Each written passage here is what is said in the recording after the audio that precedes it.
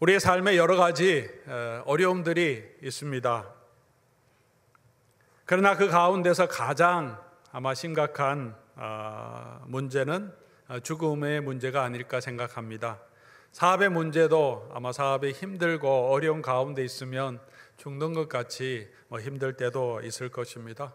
그러나 내가 죽음에 직면한 그런 위험에 있다고 생각하면 사실은 사업이 그렇게 중요한 것이 되지 않습니다. 신분의 문제도 또 여러 가지 어려움을 가지고 계시지만 죽음의 문제 앞에서는 그거 아무것도 아니죠. 살아가려고 하니까 문제지. 그렇게 죽음은 우리의 가장 큰 인간의 문제가 아닐까 생각합니다. 살고 싶은 욕망은 모든 생명의 본성인 것 같습니다. 저는 어릴 때 시골에서 자랐습니다. 초등학교 다닐 때 제 친구들도 저희 집엔 소가 없었지만 제 친구들은 방과 후에 다 소를 먹였습니다. 애가 뭐라도 소를 다 다룰 수 있었습니다. 소가 잘 따르기 때문입니다. 그런데 도살장으로 끌려가면서 울며 버티는 소는 웬만한 장정이 끌어도 꿈쩍도 하지 않습니다. 몇 명이 달라붙어야 합니다. 그 소가 그렇게 울면서 갈 때 그 소가 눈이 얼마나 큽니까? 그 눈에서 눈물이 줄줄 흐를 정도로 그렇게 울면서 끌려갑니다. 죽음이란 그렇게 두려운 것이 아닌가 생각합니다. 영혼이 없는 동물도 그러한데 하물며 우리 만물의 영장이 되는 영혼 있는 사람에게는 어떠하겠습니까? 2주 전에 저희 교회의 한 권사님이 소천하셨습니다. 그리 길지 않은 만남이고 교제였지만 저를 참 많이 사랑해 주셨고 또 암 진단을 받으시고 그때부터 시작해서 투병하고 돌아가실 때까지 같이 보아왔기 때문에 제 마음에 많이 아픔이 있었습니다. 제 마음도 그런데 우리 남편 집사님의 마음은 오죽하셨겠습니까? 7월이 팔순이 되십니다. 그래서 많이 힘들어지실 때 7월까지만 팔순 잔치만 하고 우리 보냈으면 참 좋겠다 그런 소원을 말씀하셨는데 아쉽게 그렇게 되지 못하고 먼저 보내셨습니다. 그런데 이제 몸이 너무 힘들어지시니까 더 지탱할 수 없다는 것을 이제 우리가 알지 않습니까? 집사님도 받아들일 수밖에 없어서 이제 받아들일 수밖에 없지 않겠느냐고 어떠시냐고 물어보니까 하나님 나라에 가야 되고 받아들여야 되지 않겠습니까? 그렇게 담담하게 말씀하시는데 그 말씀하실 때 그 눈빛을 아직도 기억합니다. 정말 슬프고 그 아쉬운 그 눈빛을 지금도 기억하고 있습니다. 지난주에는 또 저희 선배 목사님의 딸이 세상을 떠났습니다. 짧은 생애죠. 제 아이보다 조금 나이가 많으니까 많은 아픔을 겪었던 아이입니다. 그 아이의 아픔을 생각하면 우리 선배 형님 같은 목사님이시라 조카 같은 마음이 드는데 참 마음이 아픕니다. 갑자기 전화하셔서 딸이 이렇게 하다가 천국 갔다는 소식을 들었다. 요양원에 있다가 갔기 때문에 아직 얼굴도 보지 못하고 autopsy 해부를 해봐야 되기 때문에 사망 원인을 밝히기 위해서 얼굴도 보지 못한 상태고 소식만 들었다. 그렇게 그래도 이 세상에서 많이 힘들고 아팠는데 하나님께서 고통 없는 나라에 불러서 쉬게 해주시니까 감사하다. 그렇게 담담하게 말씀하시는데 근데 그게 더 제 마음에 아프더라고요. 제 마음도 이렇게 참 아픈데 아버지의 마음은 어떨까? 전화하다가 참 북받쳐 나오는 울음을 참지 못했습니다. 죽음은 누구에게나 피할 수 없는 이런 현실입니다. 그리고 믿음이 있든 없든 그 고통의 무게에는 차이가 없는 것 같습니다. 또 죽음을 맞이할 때 그 두려움도 차이가 없는 것 같습니다. 그냥 우리가 믿음이 있기 때문에 믿음으로 그래서 소망하면서 이겨나가는 것 뿐이죠. 메멘토 모리라고 하는 말을 들어보셨습니까? 아마 문학이나 예술을 하시는 분들은 잘 아시는 단어가 아닐까 생각합니다. 라틴 말인데 메멘토 모리라는 것은 메멘토는 remember 하는 거고 모리는 죽음인데 remember death, 죽음을 기억하라, 늘 우리 모두가 죽는다는 것을 기억하라 하는 그런 격언 같은 말입니다. 이 말은 전쟁에서 승리한 로마의 장군이 개선 행렬을 하고 들어올 때 그 맨 마지막에 서서 노예 한 사람을 세워놓고 축제하며 잔치하며 올라오는데 맨 끝에서 메멘토 모리 그렇게 소리 지르게 했다는 거기에서 유래한다고 합니다. 승리에 도취되지 말고 당신도 이 전쟁에서 죽을 수 있었다는 것을 기억하고 겸손하라 하는 그런 의미였겠죠. 이 말은 중세와 또 현대를 거쳐오면서 계속적으로 종교적인 또 문학적인 주제로 계속해서 사용되고 있는 말입니다. 메멘토 모리, 죽음을 기억하라. 우리 사랑하는 성도 여러분, 우리는 죽는다는 것을 기억하고 살아가고 있습니까? 김소엽 시인은 죽음의 창가라는 시에서 이렇게 말합니다. 누가 덧없이 말했는가? 죽음은 공포이며 슬픔이라고. 죽음은 생의 종말이며 삶의 끝이라고 말하지 마시오. 죽음은 가장 진지한 삶의 표현, 가장 경건한 삶의 완성인 것을. 인생은 죽음에 이르는 과정, 하루를 살면 하루만큼 죽어간다는 것을 우리는 왜 진작 몰랐을까? 하루를 잘 사는 길이 잘 죽는 길이요, 순간순간 잘 사는 길이 인생을 잘 사는 길인 것을. 이렇게 죽음을 피할 수 없는 것이기에 받아들이며 피하지 말고 준비하며 살아가야 한다고 죽음의 창가를 부르고 있습니다.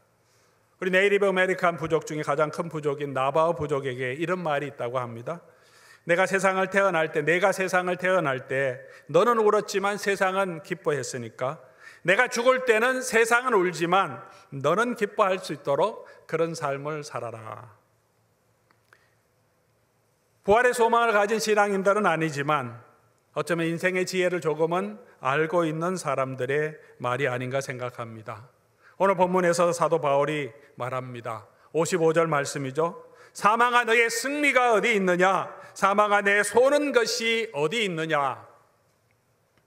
물론 구약의 성경을 인용해서 하는 말입니다. 그러나 사망의 승리, 생명을 삼키는 사망의 승리, 사망의 소는 그 고통은 누구나 울부짖는 고통이고 누구에게나 있었던 것이 분명합니다. 오늘 고린도 교회 성도들에게도 죽음과 그 고통과 그 두려움이 분명히 있었을 것입니다. 그들에게도 사망은 생명을 삼켜버리는 그런 힘이 있는, 우리가 이길 수 없는 그런 파워, 능력이 있는 것처럼 느껴졌을 것입니다. 그 사망의 고통을 모두가 경험하고 있었을 것입니다. 상식적으로 경험적으로 이해할 수 없는 부활에 대한 가르침을 들었지만 여전히 의문이 남아 있습니다. 몸이 정말 부활하는가? 그 몸의 부활은 어떤 것인가?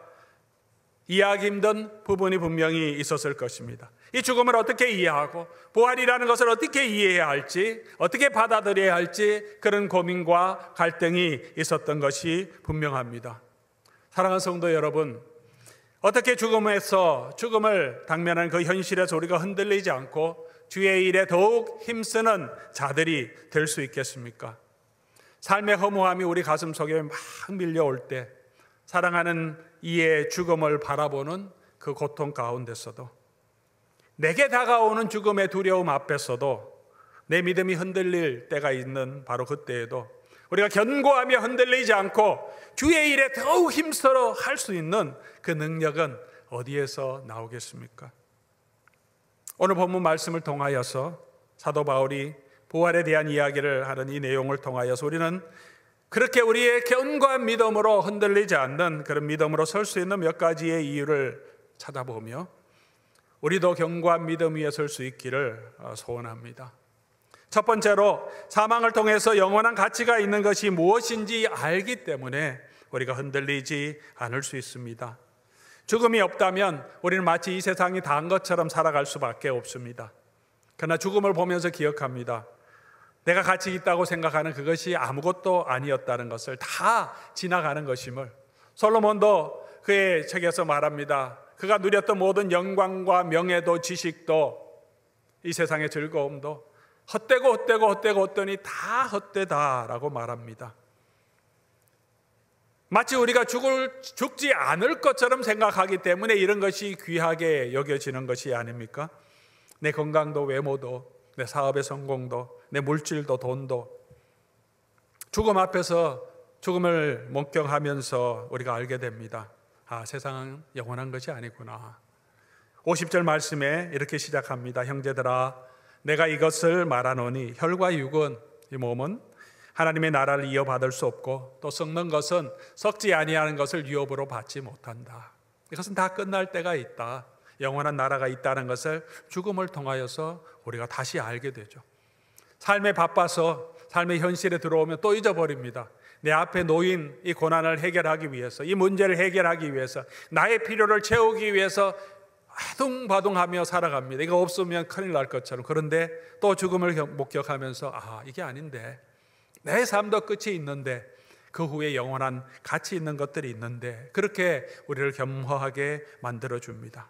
그러므로 죽음은 우리에게 영원한 나라를 보게 하기 때문에 유익이 있습니다. 영원한 가치가 무엇인지 우리를 알게 하기 때문에 우리로 하여금 조금 더 흔들리지 않고 조금 더 견고하게 영원한 나라를 바라보며 서게 해주는 그런 은혜가 있습니다. 잔치집에 가는 것보다 초상집에 가는 것이 더 유익하다고 하는 지혜자의 말이, 그래서 우리에게 더 기억해야 하는 말이 아닌가 생각됩니다. 두 번째로, 우리가 죽음을 경험하는 순간에도 흔들리지 않고 견고하게 믿음으로 설 수 있는 이유는 사망의 끝이 아니라 더 나은 영광으로 가는 과정이기 때문입니다. 오늘 바울은 그 이야기를 이 부활장 마지막에 하고 있습니다. 김소엽 시인은 이렇게 말했습니다. 인생은 죽음으로 가는 과정. 여러분의 삶은, 저의 삶은 모두가 죽음으로 갑니다. 시간의 차이만 있을 뿐이죠. 암 선고를 받은 사람은 우리가 슬퍼하면서 위에서 기도합니다. 그러나 그 사람보다 우리가 먼저 죽음을 맞이할 수도 있는 것이 현실이고, 그런 일들을 가끔 보기도 합니다. 우리 모두가 죽음으로 가는 삶은 그런 과정일 수 있습니다. 그러나 성경은 말합니다. 죽음이 끝이 아니라고 말합니다. 죽음은 끝이 아니고 더 나은 영광으로 가는 죽음도 하나의 과정이다. 죽음으로 모든 것이 끝난다면 사실은 그냥 이 세상을 즐기는 것이 더 나은 방법일지도 모릅니다. 그냥 내 생에 내 마음대로 마음껏 즐기다가 살아가는 것이 더 좋지 않겠습니까? 그러나 죽음은 끝이 아닙니다. 51절부터 53절까지 사도 바울이 계속해서 이해합니다. 죽음을 통하여서 또 예수님 마지막 오실 그때 순식간에 홀연히 우리가 다 변화된다. 죽음으로 끝나는 것이 아니라 변화된다. 52절, 죽은 자들은 썩지 아니할 것으로 다시 살아나고 우리도 변화될 것이다. 53절, 이 썩을 것이 반드시 썩지 아니할 것을 입겠고, 반드시라고 말하죠. 반드시. 죽음이 끝이 아니랍니다. 반드시 이 죽은 몸이 다시 변화되어서 살아날, 썩지 아니할 몸을 입는 그 과정이다. 그렇게 말합니다. 여기서 핵심 단어가 뭡니까? 변화한다는 거죠. 죽음이 다시 살아나고 변화된다는 것입니다. 죽음은 새로운 몸, 영광스러운 몸, 썩지 아니한 몸, 하나님의 나라를 유업으로 얻을 수 있는 영의 몸으로 다시 바뀌어지는 필수의 과정이라고 말합니다. 애벌레가 나비가 되기 위해서도 번데기의 과정을 거쳐야 하는 것을 우리가 잘 알고 있습니다. 애벌레는 얼마나 징그럽습니까? 꾸물꾸물하고 막 털도 막 나 있습니다. 발도 여러 개고 천천히 가기 때문에 새들의 먹이가 되기가 쉽습니다. 애벌레와 나비는 완전히 그 영광과 형체와 모습이 다릅니다. 나비는 얼마나 아름답습니까? 애벌레처럼 이렇게 기어다니지 않고 하늘을 마음껏 날아다닐 수 있습니다. 애벌레는 이 가지에서 저 가지로 가려면 그건 그의 평생을 가야 하지만 나비는 순식간에 날아갈 수 있습니다. 그렇게 영광과 존재의 차이가 있습니다. 그러나 이 애벌레가 나비가 되기 위해서는 이 번데기의 과정을 거치고 변태의 과정을 거쳐야 합니다. 깜깜한 그 무덤과 같은 카쿤 안에 들어 있습니다. 그 안에서 그의 몸의 형체가 생화학적인 반응을 일으키면서 완전히 새로운 몸으로 변화해 갑니다. 변태 탈바꿈의 과정을 거칩니다. 이러한 과정을 통하여서 나비가 될 수 있는 거죠. 그런 과정을 거치지 않으면 나비가 될 수가 없습니다. 사람의 죽음도 마찬가지라고 오늘 사도 바울은 이야기합니다. 육신의 몸으로는 이 영원한 하나님의 나라를 유업으로 이을 수 없고, 이 육신의 몸으로는 썩지 아니할 몸으로, 영광의 몸으로 존재할 수 없기 때문에 죽음이라는 과정을 거치게 된다라고 말합니다. 죽음을 통하여서 우리의 영혼은 하나님 나라 가 있지만 이 육체는 썩고 변화되고 새롭게 되면서 예수님이 다시 오실 때 영광스러운 몸으로 다시 변화되게 된다. 마치 애벌레가 나비처럼 변화되듯이 이 육신의 몸이 영광스러운 영의 몸으로, 예수 그리스도의 영광을 가진 몸으로 변화하게 된다는 것입니다. 죽음은 여전히 두려운 것입니다. 그러나 그것이 끝이 아니라 이 죽음은 우리가 영광의 몸으로 변화되는 과정임을 기억하므로 우리 죽음의 두려움 앞에 있을지라도 흔들리지 않고 견고하게 주의 일에 힘쓰는 저와 여러분 될 수 있기를 바랍니다. 세 번째로, 우리가 죽음에도 흔들리지 않을 수 있는 또 다른 이유는 예수 그리스도로 말미암아 하나님께서 우리에게 사망을 이기는 승리를 주시기 때문입니다. 막연한 생각이 아니고 사망이 하나의 과정이고 우리가 부활을 하게 될 것이라는 것이 막연한 생각이 아니라 예수 그리스도로 말미암아 하나님께서 우리로 하여금 사망을 이기고 생명을 주시겠다고 약속하셨기 때문입니다. 54절 말씀이죠. 이 썩을 것이 썩지 아니함을 입고 이 죽을 것이 죽지 아니함을 입을 때에는 사망을 삼키고 이기리라. 기록된 말씀이 이루어지겠다. 사망을 삼키고 이기리라. 지금은 우리의 생명을 사망이 삼킵니다. 우리의 생명이 점점 노쇠해지고요. 생명의 기운이 점점 이게 사라져가고 있죠. 흰머리도 생기고 쭈글쭈글해지고 몸도 아프고 허리도 아프고 여러 가지 병도 생기면서 사망의 기운이 점점 우리의 몸을 침해옵니다. 결국은 그 사망이 우리를 삼키는 것 같습니다. 그 힘에, 그 능력에 이겨낼 사람은 아무도 없는 것 같습니다. 아무리 세상에 능력이 많고 건강하고 힘이 있고 재산이 있어도, 지식이 많아도 이 사망의 힘 앞에서 버텨낼 자는 아무도 없습니다. 그러나 그때에는 생명이 사망을 삼키고 이기리라. 완전히 죽음 같은 마른 뼈도 하나님께서 다시 그의 영이 들어가면 살리시듯이 우리의 몸을 다시 살리신다. 어떻게 살리시느냐? 57절 말씀입니다. 우리 주 예수 그리스도로 말미암아 우리에게 승리 주시는 하나님, 우리 주 예수 그리스도로 말미암아 우리의 능력으로는, 우리의 힘으로 다시 살아날 수 있는 것이 아닙니다. 그래서 우리는 절망할 수밖에 없을지 모릅니다. 그러나 우리의 능력이 아니고 예수 그리스도로 말미암아 우리에게 승리를 주신다고 하십니다.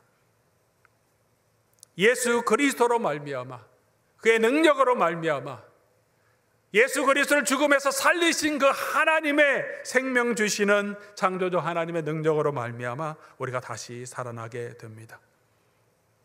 그리고 예수님이 마지막 다시 오실 그때 우리 몸이 변화되어 다시 살아나게 된다고 말합니다. 그때가 반드시 있다. 마지막 낫발 부는 그때에 주님께서 오십니다. 사랑하는 성도 여러분, 우리가 그날 D-Day라고 할 수 있겠죠. 그 D-Day를 기다리며 견고하고 흔들리지 마시기 바랍니다. 바로 그날은 분명하게 우리에게 올 것이고, 그날이 오면 그날은, 그 D-Day는 우리의 V-Day, Victory Day가 될 것입니다. 잠시 우리 사별의 고통도 우리에게 있습니다. 우리 자신도 죽음을 맞이해야 하는 그런 현실, 그런 두려움이 우리에게 찾아올 것입니다. 그러나 최후 승리 얻는 그날을 소망하며 반드시 죽음에서 이기게 하실 그 예수 그리스도, 다시 오실 주님을 바라보며 믿음으로 견고하게 서서 흔들리지 않는 저와 여러분 될 수 있기를 주의 이름으로 간절히 소원합니다. 마지막으로 우리가 흔들리지 말아야 할 또 다른 이유는 주의 일에 힘쓴 자들의 수고가 헛되지 않기 때문입니다. 사랑하는 전사님의 죽음을 경험했습니다. 선배 목사님 따님의 죽음도 보았습니다.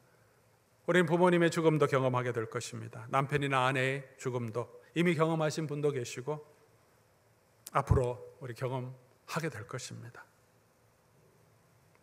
자녀의 죽음 경험할 수도 있고 아마 하신 분도 계실지 모르겠습니다. 그런 슬픔을 견뎌야 합니다. 왜 이런 현실을 주시는지 우리는 다 알지 못합니다. 그럼에도 불구하고 슬프고 아프고 힘들고 왜? 라는 질문에 답이 없음에도 불구하고 사도 바울은 견고하고 흔들리지 말라고 말합니다.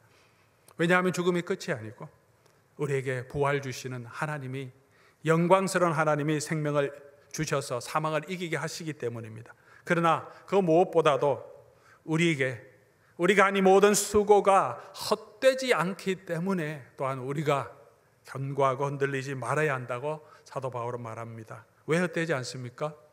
두 가지 이유를 우리가 발견할 수 있습니다. 하나는 하나님께서 우리에게 위로해 주시기 때문입니다. 수고한 자들에게 가장 큰 위로가 무엇입니까? 그 수고를 알아주시는 것이 아닌가 생각합니다. 고생 많았지, 당신 나 때문에 참 수고했다, 진심으로 하는 그 한마디가 남편의 마음을 위로해 주고 아내의 마음을 위로해 주지 않습니까? 정말 수고 많았다, 얼마나 힘들었니? 그 말 하나가 우리 자녀들의 마음에, 상처에 위로를 주는 말이 아닙니까?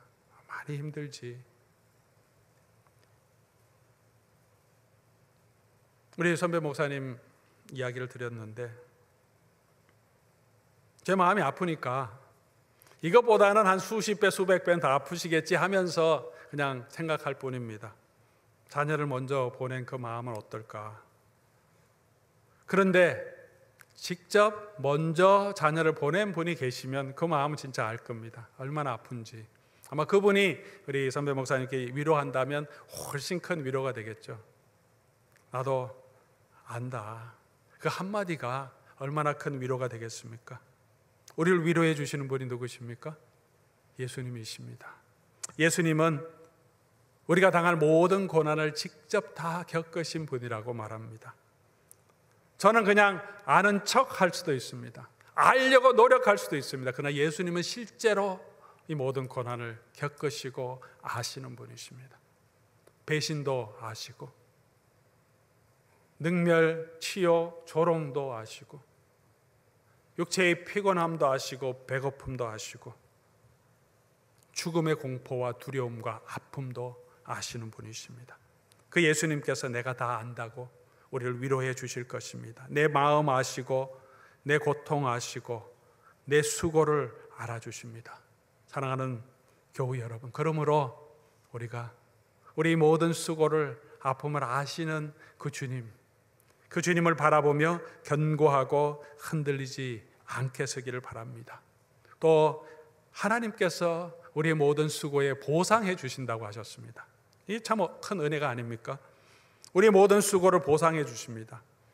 우리는 다 무익한 종이라 내가 하여야 할 것을 한 것뿐이다. 하나님 앞에 그렇게밖에 말할 수 없는 사람이라고 말합니다. 이 구원의 은혜를 생각하면, 특별히 하늘나라에 가서 보면 더 할 것이라고 생각합니다. 지금은 아이고 구원의 은혜 감사합니다 그러고 가지만, 정말 우리가 부활하신 다음에 하나님의 전에 가 있을 때, 하나님의 나라에 가 있을 때 영원히 멸망받는 사람들을 보고 하나님의 구원의 은혜가 얼마나 큰지를 보고 죄의 값이, 그 결과가 얼마나 무서운지를 우리가 확연하게 보게 된다면 그때 우리가 얼마나 감사하겠습니까? 나 같은 죄인 살리신 이 하나님의 은혜만으로도 너무 감사합니다. 이 천국에 있게 하신 것만으로도 감사합니다고 할 텐데 예수님께서 말씀하십니다. 어린 소자, 작은 소자 하나에게 냉수 한 그릇 준 것도 내가 잊지 않고 다 갚아주겠다고 하십니다.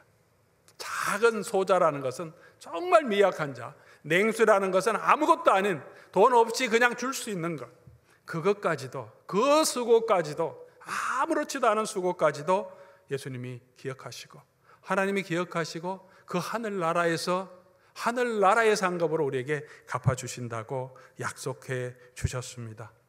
그러므로 사랑하는 성도 여러분, 우리가 견고하며 흔들리지 말고 주의 일에 더욱 힘쓰는 저와 여러분들이 될 수 있기를 바랍니다. 때로는 고통이 있을 것입니다. 사별의 아픔도 있습니다. 외로움도 있습니다. 사업의 어려움도 있습니다. 관계 가운데 어려움 때문에, 아픔 때문에 힘들어할 때도 있습니다. 우리 건강에 좋지 못해서 여러 가지 고통을 당할 수도 있을 것이고 그럴 때도 있습니다. 때로는 힘들고 때로는 낙심될 때도 있고 때로는 외롭기도 할 것입니다. 그러나 우리 주님께서 늘 함께 하시며 지금도 우리를 위로해 주시고 마지막 그때 우리의 눈물을 닦아주시고 잘했다, 착하고 충성된 종아 우리를 맞이해 주실 것입니다. 그리고 때로는 우리가 힘들어서 일어날 수 없을 때, 때로는 좌절해서 넘어져 있을 때는 기다려 주십니다. 일어날 수 있도록 기다려 주십니다. 재촉하지 아니하시고 로뎀 나무 아래 쓰러져 있는 엘리야를 하나님께서 기다려 주십니다. 물을 먹이고 빵을 먹였으면 일어나서 걸어가야 되는데 왜 일어나지 않느냐고 재촉하지 아니하시고 기다리십니다. 다시 일어나서 물과 떡을 먹이십니다. 또 쓰러져 자는 것을 기다려주고 계십니다. 그가 일어나서 하나님이 예비하신 그 호렙산으로 갈 수 있을 때까지 그 자리에서 기다려주시며 지쳤을 때 다시 먹이시고 힘을 주시고 그렇게 우리를 인도해 가십니다. 그 주님을 바라보며 부활의 날, 그 승리의 날을 소망하며 오늘도 견고하고 흔들리지 않고 우리 주의 일에 더욱 힘쓰는 저와 여러분들이 될 수 있기를 주의 이름으로 간절히 소원합니다. 주의 일이 무엇입니까? 그것은 사랑의 길입니다. 가장 좋은 길이죠. 섬김의 길입니다. 예수 그리스도를 본받는 길입니다. 우리가 먹든지 마시든지 무엇을 하든지 우리 몸으로 하나님의 영광을 위하여 우리 자신을 내어주는 길입니다. 이 수고가 주 안에서 헛되지 않은 줄 믿습니다. 그러므로 견고하고 흔들리지 말고 주의 일에 항상 힘쓰는 여러분들이 되시기를 주의 이름으로 간절히 소원합니다. 생명의 말씀으로 나를 채우사 주의 길 예비케 하소서.